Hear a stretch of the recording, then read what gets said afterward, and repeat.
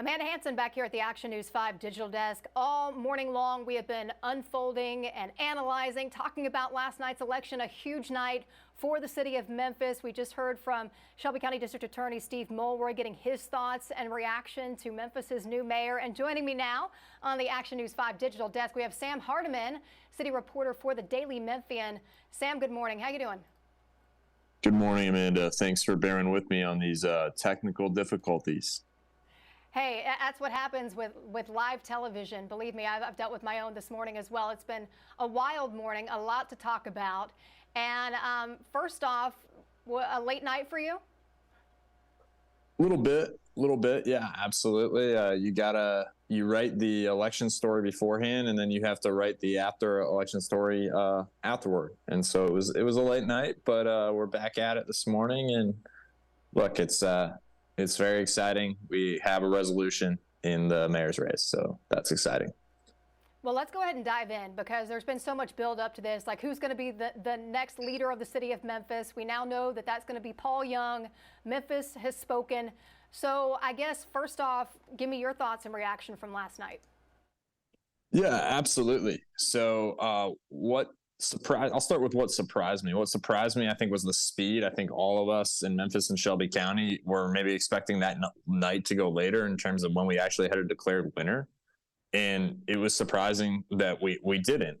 What didn't surprise me is how much of the vote the winner got, which is about the 25 to 28% of the vote. Paul Young won the mayor's office with 25 to 28% of the vote. That's essentially what people expected.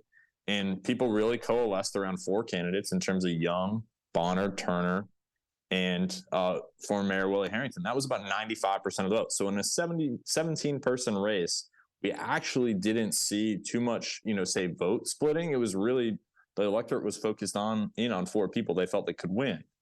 And what also strikes me is I think that the person who ran the most positive campaign, Young received a lot of attack ads that played on your airwaves, played on radio airwaves, played everywhere in recent weeks. And instead of kind of trying to counter those ads, and that was one of the first things he mentioned in his speech last night, he tried to stay positive. And it seems like voters, at least a faction of voters, because he only got 28% of the vote, rewarded him for that.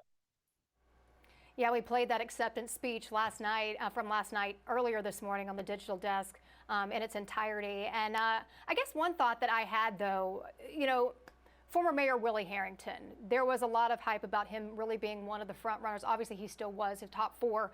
But do you feel like the fact that he didn't participate in any of the debates or forums, do you think that maybe hurt him some? Absolutely, Amanda. I think that's a great question and a great point because Willie Harrington, the people who voted for Willie Harrington yesterday and during early voting, right? He got 22% of the vote. It's very substantial. Those people were already with Willie Harrington probably. He didn't have a lot of money. He didn't really have a lot of ways to, advertise. He relied on some free media in this past week. He did a series of radio interviews trying to latch onto free media. But that was a time, if he had participated in what was essentially a week full of debates on every television station in Memphis, right?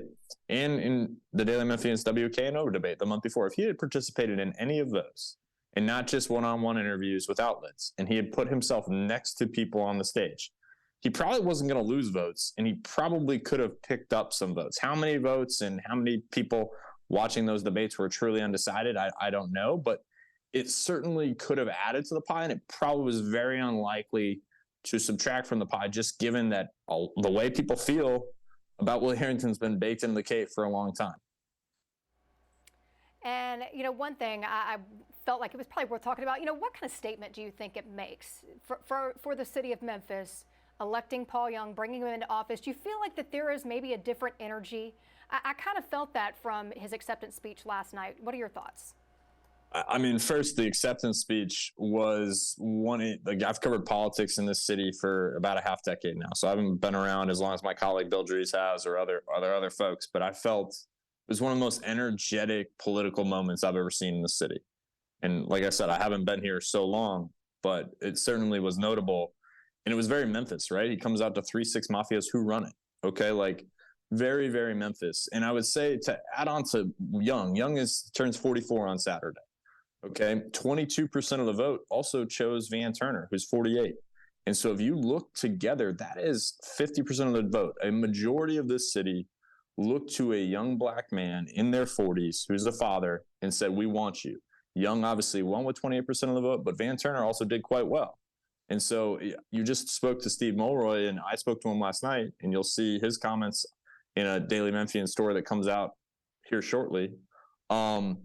He talked about that, how those two votes should be viewed together in some way. Of voters were seeking new energy last night and during early voting, and it definitely showed up in the results.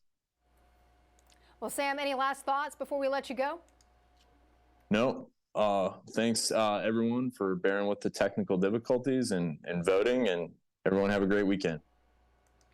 Well, Sam, look forward to reading your report, and thank you so much for taking some time to join us here on the desk this morning. Thanks, Amanda.